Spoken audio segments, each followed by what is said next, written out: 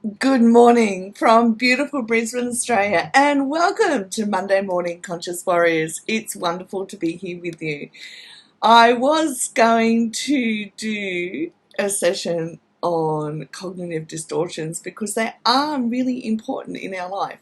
However, change of plans, there's been a whole lot happen on the weekend.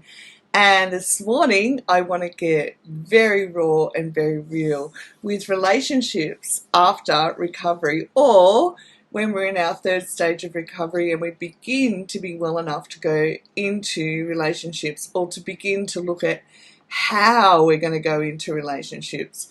And as I go through the list of what we need to know, it's really, really important that we take a conscious look at what is happening, because our whole internal system was wired at a young age for many different things. And we have to go through this stage of recovery with a great deal of awareness around a number of things in order that we don't go down the same path again.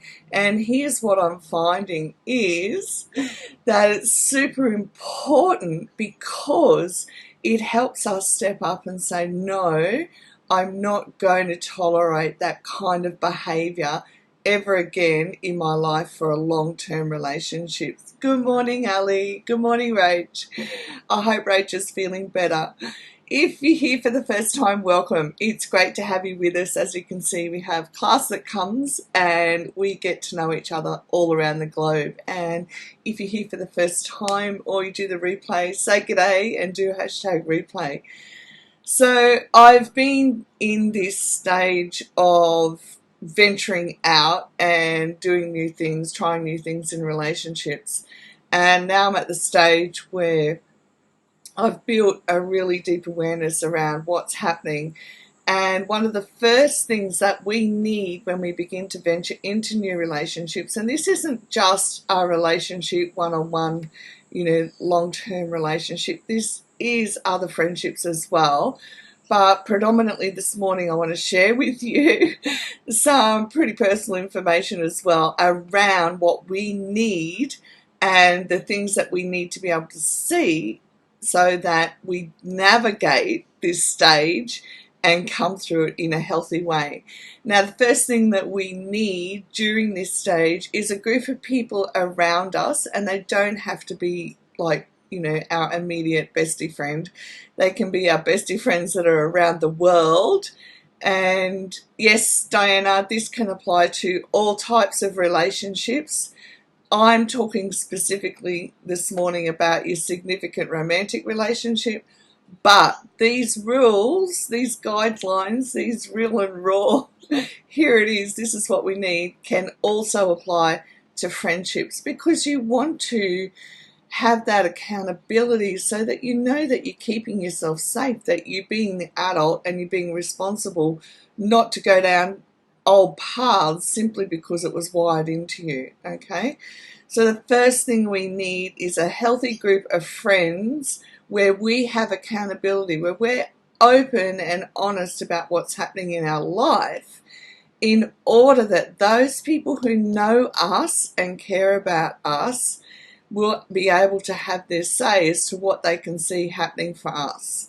Now, some people in your life are able to be raw and real with you and say what they can see that's going on.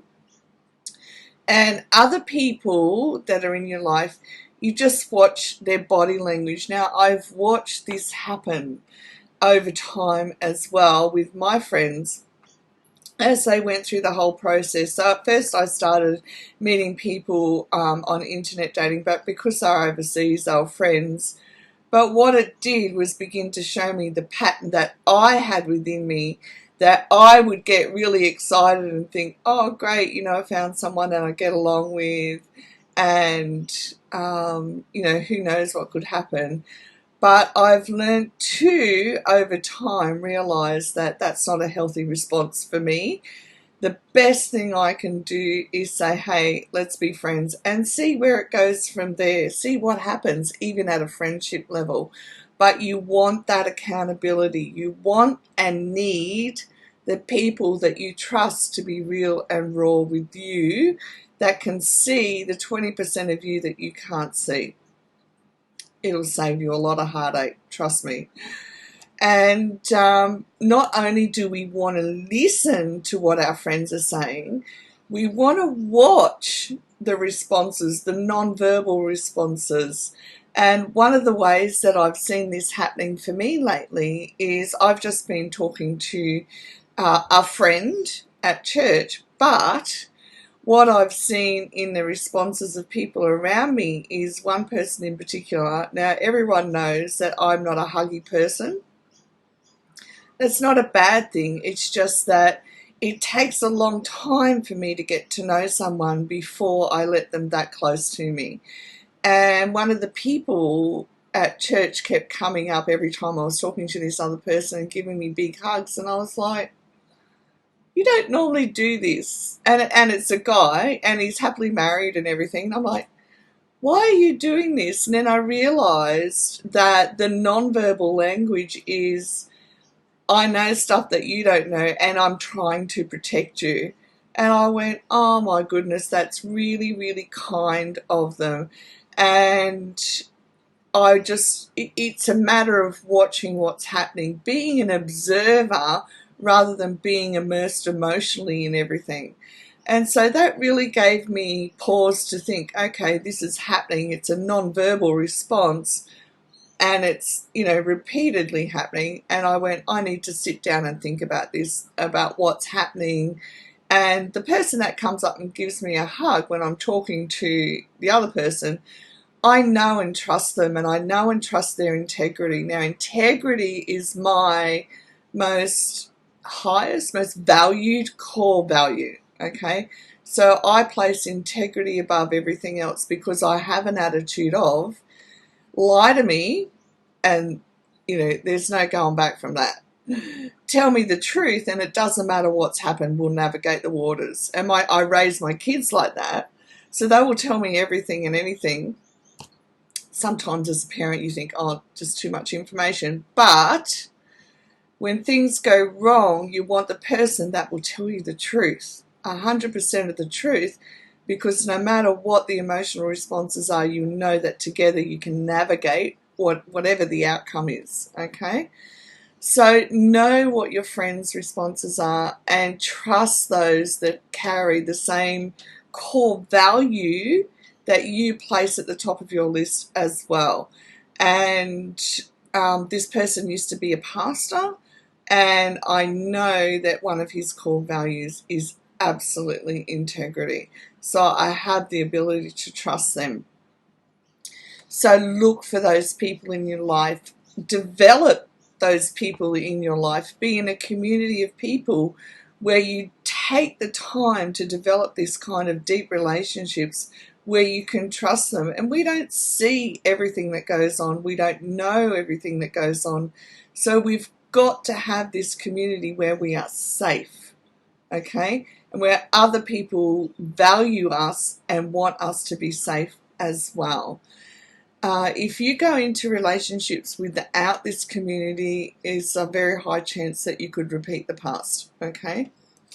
Now, know your past relationship responses, all right? Now, for me, obviously, one of my past relationship responses is I jump in warts and all, and 3 months later, you realise, oh my goodness, this just so is not healthy for me. Now, I want you to have a key thing here. The 3 months is the key, right? You've got to give something 3 months as a friend before you even make any kind of decision about whether this person is in your life as a healthy person or not, okay? And don't be afraid to look into the other person's family and their life and their patterns and their behaviour, and see how it turned out and how they treat you too. So time shows what newness can't. So one of the things that I came to look at was, what had happened in the person's past. Now, I don't mean judgment, all right? I'm not saying make a judgment call, but someone came into my life and, you know, externally it looked like they were the perfect person to be in a relationship with, but so they'd had nearly 5 decades of marriage, were financially secure, which, by the way, it's not about being financially secure, it's about showing you a process that they are a saver, not a spender. All right? I've been in relationships with people who spend, and I'm a saver, okay? And the amount of stress that can cause us is phenomenal, and I won't ever do it again. So it's not about how much, it's showing me the pattern, whether they spend or save. And there was a whole lot of other things, and they were lovely, we got along. But when I looked into where their kids had ended up as adults, etc., I knew that there had to be dysfunction at the marriage level because of where their adult children were in life as well. And yeah, they were lovely people, not a problem. But I could see underneath that there were still wounds that nobody was addressing. And that's what you've got to be conscious of. It's okay to be in a relationship with someone who has wounds. We all have wounds, okay? And as we go into new relationships, we all will be dealing with those wounds as well. But you've got to have somebody who is 100% honest with what's happening and taking responsibility for dealing with those wounds as well. Because if they're not, then they're going to take that out on you in one way, shape or another, or you're going to take on those wounds because we grew up as caretakers, all right? So we have to be willing to enlist our superpowers that we developed in our childhood, pardon me. And in our childhood, remember in some of the videos that we've gone through, is we develop this ability to perceive what's happening for somebody internally to keep us safe. So as an adult, we've got to put that, who's, you know, looking at different types of relationships, we've got to put that superpower back into action and say, I've got to trust my superpower that sometimes I know what's happening internally for somebody else, even when they don't. And it's not in their conscious, it's in their unconscious. And I have to watch what I'm doing about it. So somebody who came into my life, I was aware that their wound was a core belief of everybody leaves me. And they're of a certain age, never been married, and so on and so forth. And as I looked at what had happened in their life and listened to their wounds, which is okay, that's not an issue, I had to be aware of what my response was to that. And my old maladaptive behaviours coming up and wanted to take care of this person? Am I wanting to believe in them more than they believe in themselves? Am I, one of the key phrases that comes out, I can see that, you know, they could be the best version of themselves, or any type of phrase around that. Then you have got to sit back and say, hang on a sec. It doesn't matter if I can see it. Can they see it? And are they actively working towards a healthy recovery? We've got to be willing to ask these questions when our superpower kicks in. Now, one of my key things that I have to be careful of is people who can talk the talk, all right? So I grew up with a significant adult in my life who could talk the talk, but they don't walk the walk. So they can say all the language and phrases around anything in life. They're highly intelligent, but their life is a train wreck at a mature age. And I have to be willing to say, okay, that kind of person was a significant role in my life growing up, and I have to be aware of when other people who come into my life who can talk the talk, And it hooks into my nervous system and I feel comfortable around people who can talk the talk because I know what they're like. I know exactly what they're like. But then I have to look for my maladaptive behaviour in that situation is I tolerate people who can talk the talk. Well, I grew up tolerating people who talk the talk and convince themselves of aspects of life which they don't follow through on. All right? And one person, insignificant other in my life when I was growing up, was always able to promise outlandish things. Oh yes, I'm going to give you this money for your wedding, and none of it ever happened. So we want to be aware that we're wired for people like that so that we begin to recognize when they come into our life again. And then because we've been through recovery, we know now that that's not who I am. I don't have to adapt to who they are. I have to keep focused on the road ahead and where I'm going and where I'm, taking off into my life and not stop. And I'm allowed to take a step back from that relationship and I'm allowed to say, well, no, that's not really what I need in my life. Yeah, happy to talk to people like that. But remember our circles, like we've got the 3 closest friends around us, then 10 to 12 people around us. The 3 closest people will know us for who we are and accept us, but they will also talk to us and tell us when they see things happening. Now, the reason why I'm telling you this stuff too is because I've seen friends not do this internal examination and not do the real and raw checkout of the person that's coming into their life, and then they end up married and then they go through hell. All right, there are things that weren't revealed before the marriage and so on. And I'm not going down that road again because I've worked too long and too hard to let my unconscious things that I haven't resolved or don't know about and my whole entire nervous system take over the show again just to keep me safe, because that's what I would do. I'd go into that relationship believing that I have to walk on eggshells or I have to adapt my behaviour to suit them. And I went, no, I'm not doing that anymore because I'm solid in who I am, that I am a good, kind, caring person who works on her stuff. I own my stuff and I work on it. And I'm not prepared to let someone that close to me who doesn't work on their stuff. Okay. Another thing we want to look at is respect and kindness. Do they respect not just us but other people? Are they kind to other people? And think about a time when somebody said to you, you could have been out at a coffee shop and they act nice to the wait staff and then they turn around and say something negative about them to your face. And I know for me, I sit there going, what? Seriously? Trust that kind of behaviour. Okay, we would have called that being two-faced.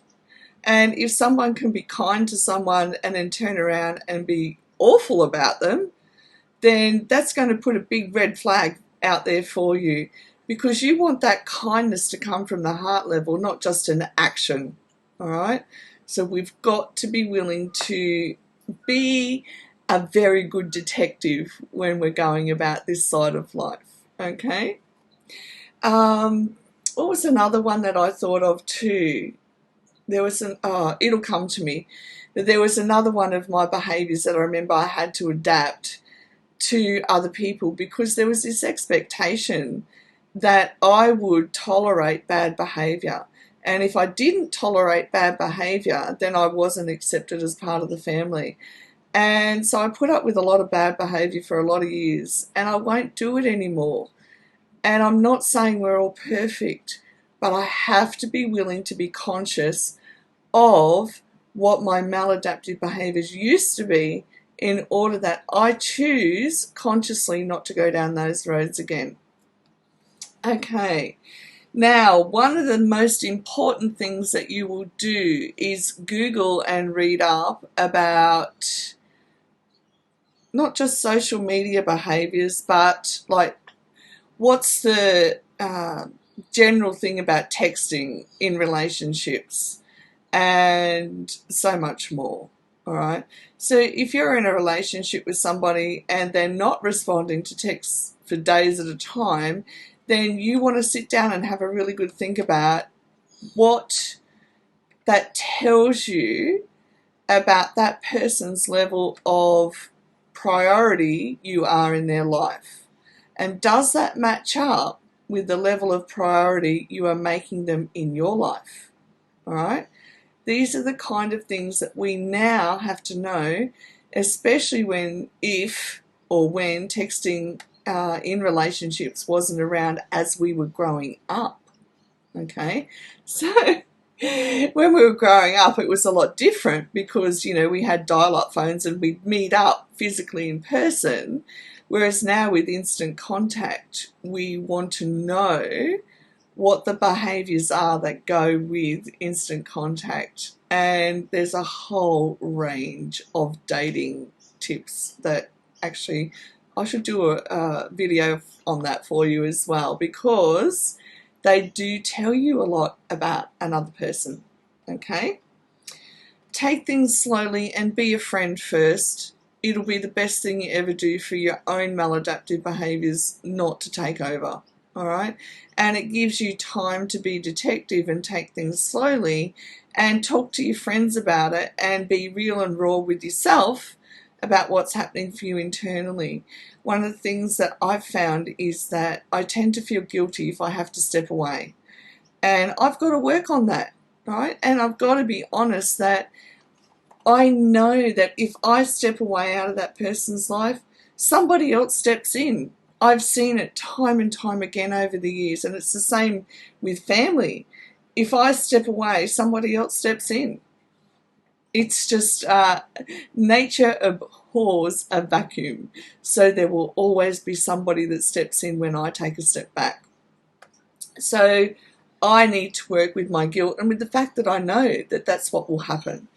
And I'm not the person to fill that role in their life. And it breaks my heart when I see that they aren't addressing their stuff, but I can't do it for them.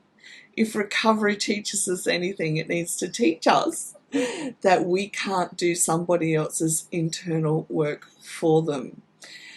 Be aware if you're returning to dissociation to manage your emotions, because you understand on a non-verbal level that there is a non-verbal expectation of how you will behave.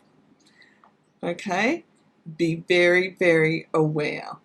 It's a good insight that you need to look at this list and locate what behavior is triggering you. All right? So build that deep awareness around your triggers, because it'll save you a lot of long-term pain. Okay, be aware. Sorry, Panda's here this morning. Come on. Be aware when your superpower is telling you what is happening internally for the other person, and don't try and fix their core beliefs. You are not their savior. So if you can see one of their core beliefs is everybody leaves me, it's not up to you to fix that. It's not up to you to be there all the time for them. It's not up to you to bring it up. It's not up to you to get in with the band-aids with their hurts and wounds when they talk to you about them. It's up to you at this early stage of the relationship to sit back and say, hey, is this person addressing these wounds in a healthy adult manner, or are they not? And if they're not, and you are actively working your conscious recovery, then you have to sit down and make a decision. Is it a healthier thing for you to step back and let them go about sorting their own stuff out in their own time?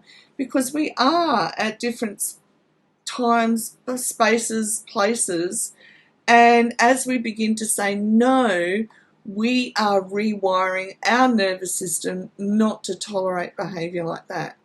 Now, you need your friends. Now, this is one of the key things that my friends have taught me, is that when I first started talking to people, it would drive me nuts if I wasn't getting messages back. And I went out to coffee with one of my friends and I said to him, this is what's happening, and it's driving me nuts and I don't understand why.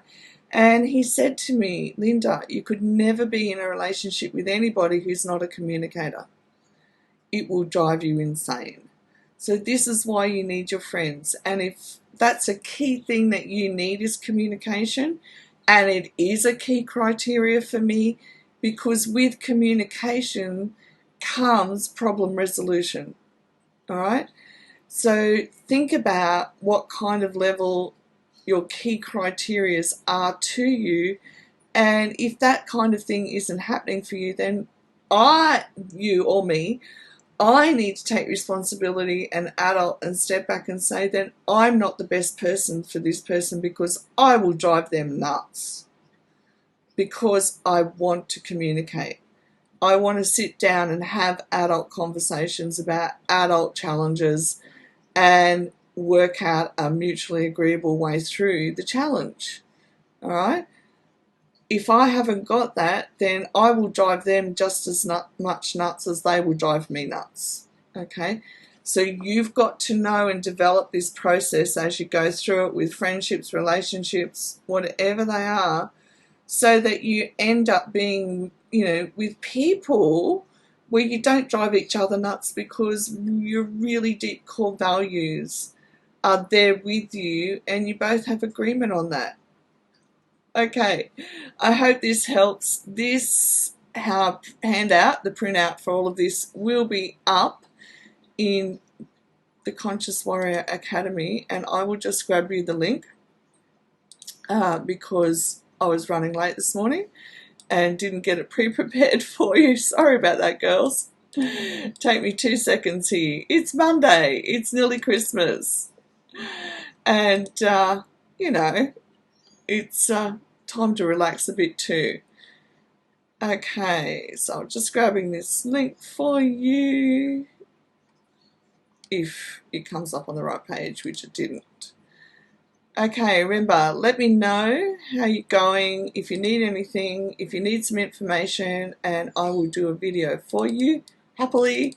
And make sure that you develop this conscious awareness, because it'll save you a lot of long-term heartache and pain. Okay, the link's now in, and this video and the sheet will be up in the professional resources shortly after we've finished here. Thanks for coming along, girls. I really appreciate it, and I'll see you again tomorrow. Bye for now.